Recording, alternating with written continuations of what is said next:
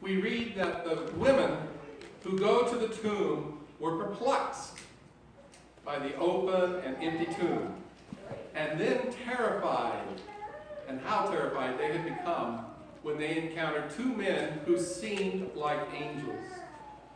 And then when they shared their story of what they had experienced at the empty tomb, their own group dismissed their story as an idle tale.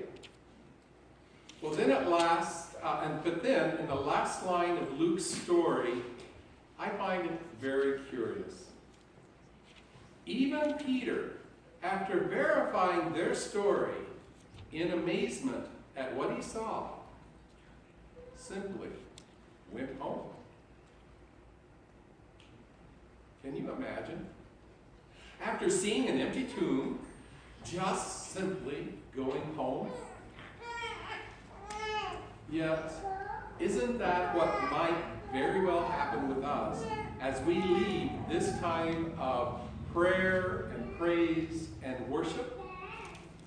Might we very well be like Peter and just simply go home, unmoved by what this news of the empty tomb has to say to us? Why? Why do we come to church? Whether it's just once or twice a year, or if you're here every Sunday, why do we come to church? Now, parents get this question all the time from their children. Why do we have to go to church today? Do we have to get up? It's awful early. Can't I stay home and play on my iPad or watch TV, or for those of us who were younger days, go outside and just play in the nice weather? What do you as parents tell them? Is your response simply, because I told you to come to church with me? Or do you take it and see it as a teachable opportunity to share with them your personal experiences about your encounter with a living God whose whys that are so meaningful to you? Maybe it's been a long time since you've asked yourself those why questions about your relationship with the living God, that you may not any longer remember why you come to church. A few weeks ago, our church hosted a workshop called Fresh Expressions for the eastern side of our Prairie Association of the Nebraska UCC Conference. And at this workshop, churches from Aurora,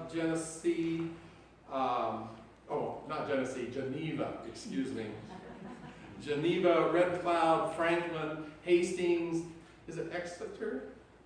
And Exeter, as well as some people from our own church, collaborated in discussions designed to be the out-of-the-box way of thinking about how, as a faith community, we can start to intersect and to build stronger bridges of relationships within our larger community here at Grand Island. Reverend Barry Rupp, which many of you know, gave our opening homily, and he was setting the tone for these discussions by using the words of a song that I had long forgotten about. A song that was sung at many graduations back in the 1960s and 70s. A song that inspires reaching beyond who we think we are and to strive beyond what we believe to be our limits. And at that point, I realized that in that song from the Man of La Mancha, we hear that Easter story. To dream the impossible dream, to fight the unbeatable foe, to bear with unbearable sorrow, to run where the brave dare not go, to right the unrightable wrong, to love pure, and chased from afar, to try when our arms are too weary to reach the unreachable star. This is my quest, to follow that star, no matter how hopeless, no matter how far.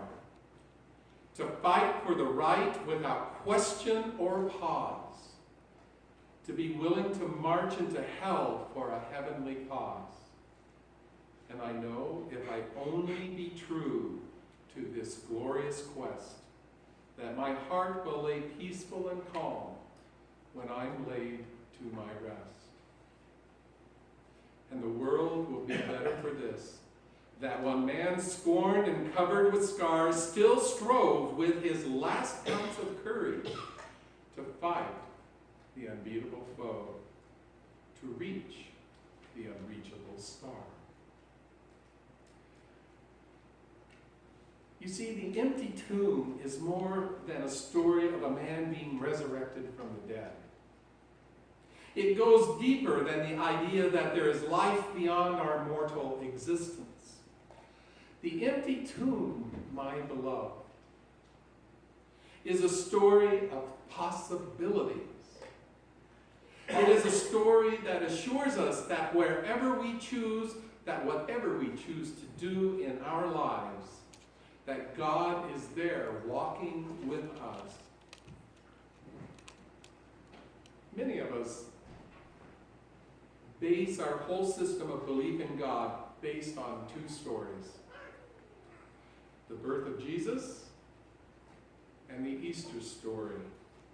We want to celebrate Jesus' birth and the resurrection without ever experiencing the week of passion. That story of confrontation, of suffering, of betrayal. A story of desertion by your closest friends, and of death. Without this part of God's story, we can never fully grasp the full meaning of the resurrection. For it is through the suffering and the loneliness and the betrayal, and even through death, that we can experience the possibilities that the promise of God gives to us. All of these things that we go through in our lives. The message of empty tomb is a message that through all of the pain and suffering, through all of the crap that life throws at us, God is there to raise us up again. It is a message that when we put our trust in God's hand, that no matter what happens, God is saying, I will once again raise you up and give you life anew. It is no accident that Easter comes in the spring. Spring is that physical sign that life once again is renewed. This morning, with the baptism of Cain Michael, we are reminded of new life in a new generation. At the communion table, we are invited to join Jesus in that promise of new life. New life for us, and more importantly, new life for the world. For like Don Quixote, our hero in Mano La Mancha, life has greater possibilities than what we are born into. Scripture tells us this morning that Peter, after seeing the empty tomb, simply went home. The question for us is, what will we do with the empty tomb? Simply leave unchanged? Or will we be, as Peter does later, let the possibilities grow in our hearts and act upon God's words of assurance and reach for those unreachable stars? So I want to close with these words from another song, I Can Only Imagine. I can only imagine what it will be like when I walk by your side. I can only imagine what my eyes will see when your face is before me.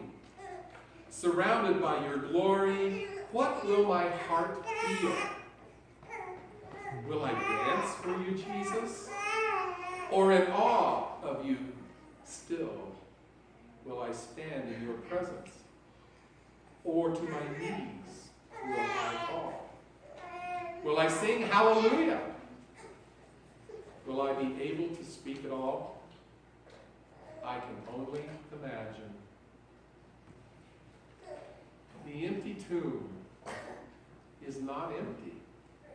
It is full of possibilities, for it speaks of life continued. All we have to do is only imagine and let the empty tomb speak to our hearts, so that we too can reach for that unreachable star. Amen.